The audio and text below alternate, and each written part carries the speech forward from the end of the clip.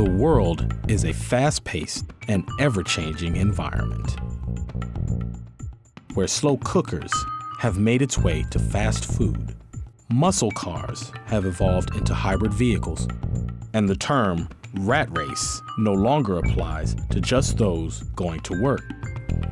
In the fast-paced and ever-changing world of media, one organization strives to maintain those values and principles it was founded on 33 years ago. ABMW was created in May of 1975, and ABJ, of which I am also a founding member, was created in December 1975. I spent a lot of time in Philadelphia, back and forth between Philadelphia. There was a show called Black Perspective on the News. It was on PBS, television stations all over the nation, public television stations all over the nation, done by two brothers, one Asa Moore and the other Reginald Bryant, and they did shows there. And so I would go back and forth as a guest on their show. And during that interaction, got to meet with a lot of other journalists in Philadelphia and discovered that they had something called the Philadelphia Association of Black Journalists. It existed even prior to 1975.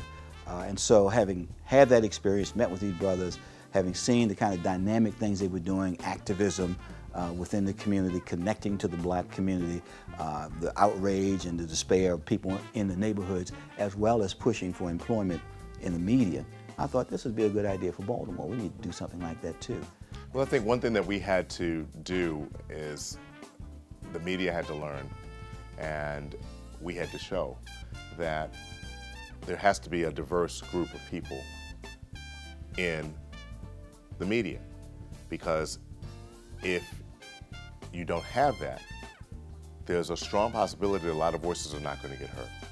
I like to look at the time I spent, Ryan, with ABMW as the time where I helped get the organization back on its feet, establish its constitution firmly, because one of the things that I learned quickly was having any kind of organization like this that's based on principles of democracy, you have to have order. I came to Baltimore about 16 years ago, and there was not an active NABJ chapter here. And I was really taken aback because Baltimore is a market that has a huge minority presence.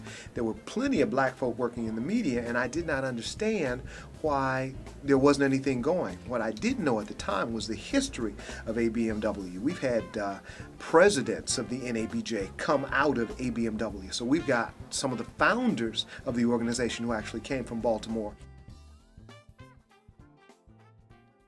ABMW is on the precipice of this changing revolution that is going on in media. You know, people realize that your age, if you will, that most people will not get their information via television or via newspapers, even via radio. Most of us sit in front of a computer and are engaged in watching YouTube and various other. I know that our members continue to push the envelope in that vein. I see their work. I see how they're changing and redefining the medium. I see their blogs. I see their new media. I see how they text. I see how they engage people. And I think as ABMW moves forward, it will become the measurement by which we measure where these new entrepreneurs come from.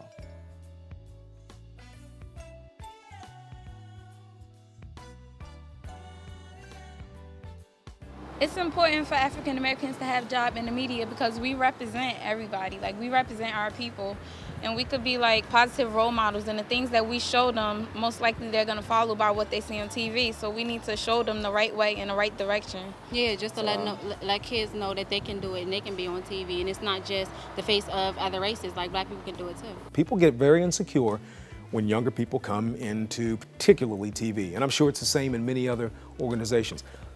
My thought process is a little bit different. I think it reminds me of why I got in the business a lot of times, when I let go of fears and kind of embrace somebody younger. The other thing is, I think if we put ourselves in the mindset that someone younger than me can't teach me anything, well then that tells me we're closing our minds. I think it's very important for mentors, people that's already established themselves in the industry, to help the up-and-coming talent. Like for me, I became interested in the field through my godmother. She was always my positive role model. Egypt, she worked at Power 105, so like she was my mentor and helped me get involved in this career. And I think it's important for people like her to influence other up-and-coming people. So I think we'd be smart to tap into the pool of talented young people to help us move along, but also to find out what young people want out of their lives, what they want out of an organization like ABMW or NABJ.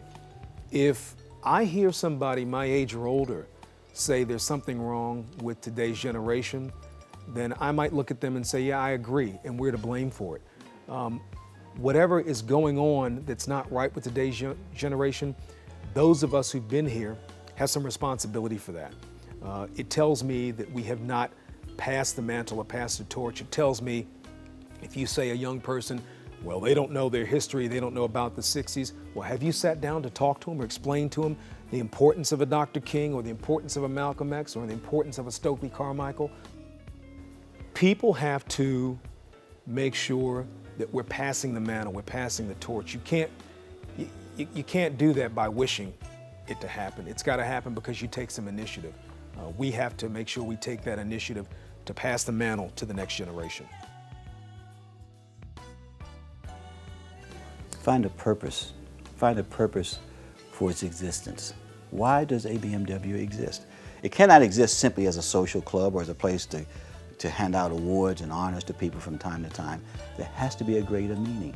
And just as we found a greater meaning in 1975, today the members of ABMW must find a greater meaning. What is the compelling reason why this organization today exists?